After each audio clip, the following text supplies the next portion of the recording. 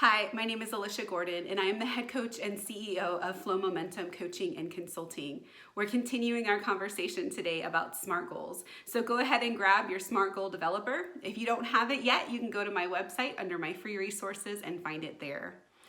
Today, we are specifically talking about Measurable, the M of SMART goals. It is one of the letters that has the most questions whenever we're trying to create goals. How is it that I make my goal measurable? Well, today I'm going to give you some tips, so stay tuned.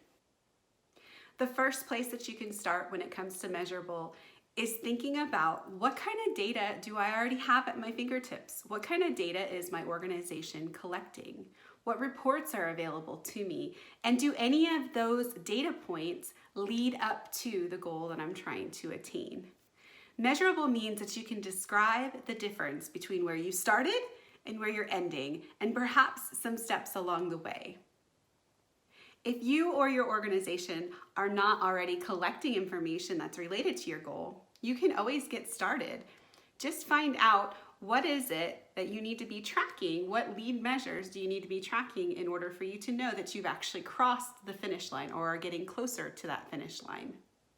Some typical types of data that you might be able to see within an organization include anything from what kind of customer statistics that you have, how many customers you have, how profitable you are when it comes to those customers. Maybe there are some that give you a little bit more money than others through your marginal contribution. You can also take a look at your productivity measures. How much does it cost to produce something? How long does it take to produce something? How much waste is involved in either the services or the products that you produce? You can also look at team communication. What does it take to get something done from point A to point B? And what is it that you want that to look like? So there's a lot of data points that you have within your organization that can help you. When the quantifiable data isn't enough, sometimes you have to turn to other things that are more subjective in nature. I like to think of my 5 senses in order to help me to accomplish the measurable part of my goals. What does it look like? What does it feel like? What am I hearing? What is my overall experience? So those types of things I will oftentimes include in my goal to make it more measurable.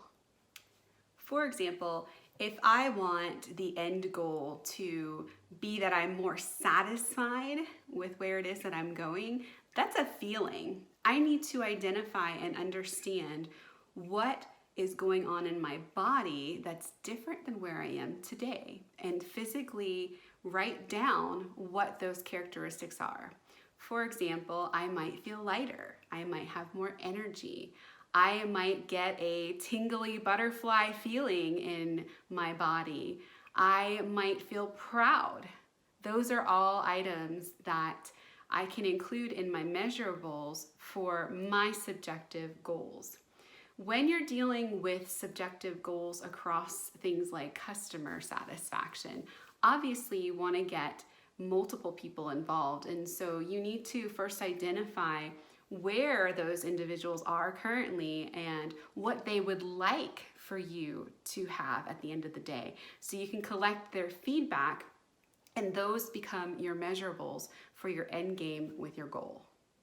You can take that subjective feedback a step further by putting those things that you identified, those characteristics that you identified, on a Likart scale. So a 1 would equal to a certain type of feeling that you have.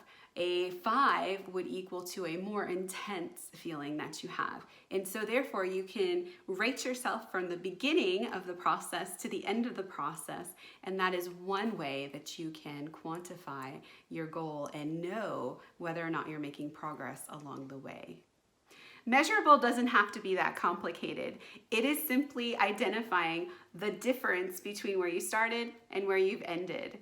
If you like this video, go ahead and subscribe. You can also follow me on LinkedIn, Facebook, and Instagram. You can email me at any point you would like to know more information, or if you have a particular topic that you'd like to hear about. My email is info@flowmomentum.com. You can also check out all of my solutions at flowmomentum.com. Thank you.